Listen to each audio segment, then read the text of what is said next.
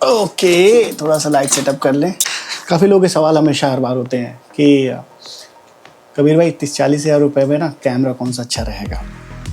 ये क्वेश्चन ऐसा है कि most of the people, new vloggers जो भी इस व्लॉगिंग की दुनिया में आना चाहते हैं, या फिर कोई भी जिसे यूट्यूबर बनना है, जिसको भी नया नया शुरू करना है ना, उसके दिमाग में ये क्वेश्चन आता ही आता है कि बजट कम है क्या मोबाइल से अगर थोड़ी क्वालिटी इंप्रूव करने के लिए हमें वीडियो बनानी है तो हमें कौन सा कैमरा लेना चाहिए। पहली बात कि जो भी भैया वगैरह से सुन के आए हो कि 20-25 हज़ार 30 हज़ार का कैमरा लेके आए और उससे काम चल जाएगा और तुम्हारा कंटेंट अच्छा बन जाएगा, तो उस भैया लोगों भरोसा करने वाले पहले इस वीडियो को स्किप कर दें, क्योंकि उनको आगे कुछ नहीं मिलने वाला है। लेकिन जिन्हें रियल में जानना है, जिनको अपना पैसा बचाना है और जिनको इस इंडस्ट्री में सर्वाइव करना है, तो उन्हें कुछ सच्चाइयों से पहले वाकिफ़ होना पड़ेगा, उन्हें कुछ सच्चाइयों को जानना पड़ेगा, उसके बाद ही वो इस फील्ड में आएँ। बहुत सी चीज़ें बताने के लिए हैं, क्या क्या चीज़ें टेक्निकली क्या क्या चीज़ें होती हैं। एज ए फोटोग्राफ़र और इन्फ्लुएंसर और फ्रीलांसिंग का भी काम कर रहा हूँ। शुरुआत में मेरे से ही बहुत बड़ी बड़ी गलतियाँ हुई हैं। मैं निकॉन यूज़ करता था, निकॉन D5600 यूज़ करता था, उसमें फ़ोटोज़ आती थी। और आप भी जब कैमरा लेने की सोचोगे और आप कैमरा ख़रीदोगे भी, ठीक है, तो मोस्ट ऑफ द टाइम आपने लोगों से सुना होगा कि जो कैमरा है ना यार, इससे अच्छा तो मोबाइल से फ़ोटो आ रही है, कैमरे का फिर क्या काम। ये मोस्ट ऑफ द टाइम आपने लोगों से सुना होगा।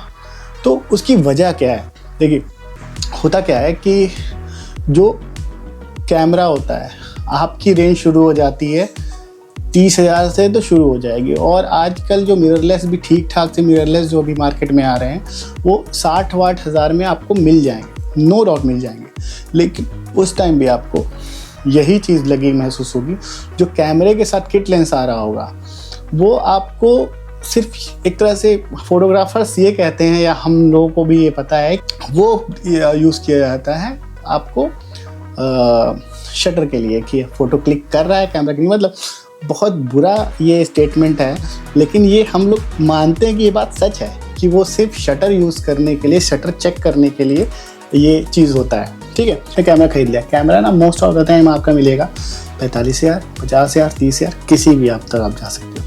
बट जो आपका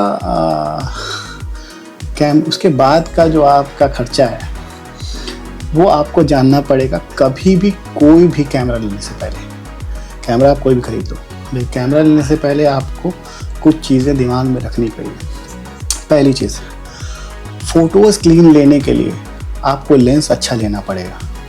ठीक है, एपरेचर जितना कम होगा उतनी अच्छी और शार्प फोटोज़ आएंगी, लो लाइट में भी। और कम लाइट, जितनी कम लाइट रहेगी उससे कोई फ़र्क नहीं पड़ेगा, लेकिन अच्छा आपको अगर रिज़ल्ट चाहिए तो एपरेचर कम। ये बहुत टेक्निकल हो जाएगा, वो बाद में बताऊँगा, लेकिन आपको लेंस अच्छा लेना पड़ेगा। ठीक है। सेकेंड थिंग, वीडियोज़ बनाने के लिए जो आप मोबाइल से लेते हो वीडियोज़, उसमें क्या होता है कि आपने वीडियोज़ ले रहे हो, आप इधर से उधर मूव कर रहे हो या इधर से राइट से लेफ़्ट मूव कर रहे हो, तो क्या होता है कि आपको मूवमेंट के टाइम ज़्यादा शेकीनेस नहीं होती है, लेकिन कैमराज में आपको शेकीनेस आएगी। पहला खर्चा लेंस, दूसरा आपका खर्चा आया स्टेबलाइजेशन के लिए गिम्बल। ठीक है, लेंस आपको 20 हज़ार से कम का नहीं मिलेगा। आपने क्या सोचा कि मैं कैमरा ले लेता हूँ 45 हज़ार में, उससे काम शुरू हो जाएगा। आपको हर एक पर्पस के लिए एक अलग लेंस लेना पड़ेगा। ठीक है, आपको अगर वाइड एंगल शॉट लेना है कि पूरा सीनरी लेनी है, पूरी स्क्रीन लेनी है, नेचर का शॉट ले रहे हो, या फिर पूरा आपको वाइड एरिया लेना है, तो आपको वाइड एंगल लेंस लेना पड़ेगा। ठीक है, वाइड एंगल लेंस हो गया। अब आपको पोर्ट्रेट्स लेने हैं। पोर्ट्रेट्स लेने के लिए आपको थोड़ा सा पोर्ट्रेट लेंस चाहिए होगा, जो और एक चाहिए होगा आपको जूम लेंस। ठीक है, आपका पर्पस सिर्फ पोर्ट्रेट है तो आप 50 mm लेके काम चला सकते हैं, लेकिन जब आप कैमरा ले लेते हैं तो आपको पता चल जाता है कि आपकी लिमिटेशंस है, आपको लेंस चाहिए। तो आप खर्चा मान लो कि 20 हज़ार आपका पोर्ट्रेट लेंस हो गया, 20 हज़ार आपका हो गया जूम लेंस। मैं 20 हज़ार कम बोल रहा हूँ, ठीक है। लेकिन अच्छा लेंस कोई भी आपको 30,000 से कम का नहीं मिलेगा, और फुल फ्रेम पे कोई भी लेंस आपको 50,000 से नीचे नहीं मिलेगा, ठीक है। और सस्ता लेंस लोगे तो फिर वो बेचना ही पड़ता है, वो काम नहीं आता है फोटोग्राफर्स के, वो काम चलाने के लिए होता है, कोई भी फोटोग्राफर उससे सेटिस्फाई नहीं होगा, ठीक है। सो मेरा खुद का एक्सपीरियंस है भाई, इसलिए बोल रहा हूँ। सो आपका ये हो गया लगभग 60,000 का, आप ये मान लो बिगिनर से कि आप लेंस लेते लेते आपने एक खर्चा कर दिया वो, ठीक है। अब आते हैं हम स्टेबलाइजेशन पे। अब स्टेबलाइजेशन के लिए आपको, अगर आपके पास छोटा कैमरा है, हल्के लेंस हैं, तो आप गिम्बल मिनी भी आ रहे हैं, DJI के कुछ मिनी आ रहे हैं, लेकिन आपको 30,000 से कम का गिम्बल नहीं मिलेगा। सेकंड हैंड गिम्बल का तो मुझे नहीं पता, लेकिन नया आपको 30,000 से कम नहीं मिलेगा, ठीक है। आपका 40,000 का कैमरा आ गया, 50,000 का, 20,000 का लेंस मान लो, बाकी आप एक ही लेंस ले लो, और गिम्बल स्टेबलाइजेशन के लिए आपने ले लिया, तो आपका हो गया 30 आई गेस 50, 20, 70, 30, 100, 1 लाख रुपए का आपका सेटअप आ गया। अभी वीडियो बनाना शुरू किया है, ठीक है। अब वीडियोस बनाने जब लगोगे तो आपको जब तक आवाज़ नहीं आएगी साफ ना, तब तक पता नहीं चलेगा कैमराज में, ठीक है। तो आप उसके लिए माइक लोगे या वायर लोगे, या जो भी, तो 1,500, 2,000 में। देखो जुगाड़ जो होता है, जुगाड़ तो हर जगह है। जुगाड़ के लिए तो मैं कुछ नहीं बोलूँगा, जुगाड़ तो कर सकते हो, जुगाड़ हर जगह करोगे, फिर वो कंटेंट नहीं आएगा तो फिर वापस बैठ के वापस तो आना ही आना है आपको मोबाइल पे, ठीक है। तो आपने ले लिया, फिर माइक आ गया।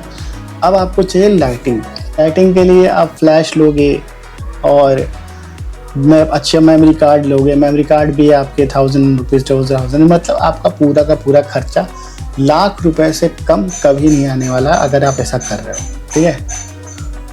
तो अगर आप बिगिनर हो और आप अभी शुरू कर रहे हो कंटेंट क्रिएटर, अभी आपका इतना बड़ा ग्रुप नहीं बना है कि आप एकदम लाख रुपए महीना कमा रहे हो, तो सबसे पहले शुरुआत करो आईफोन से।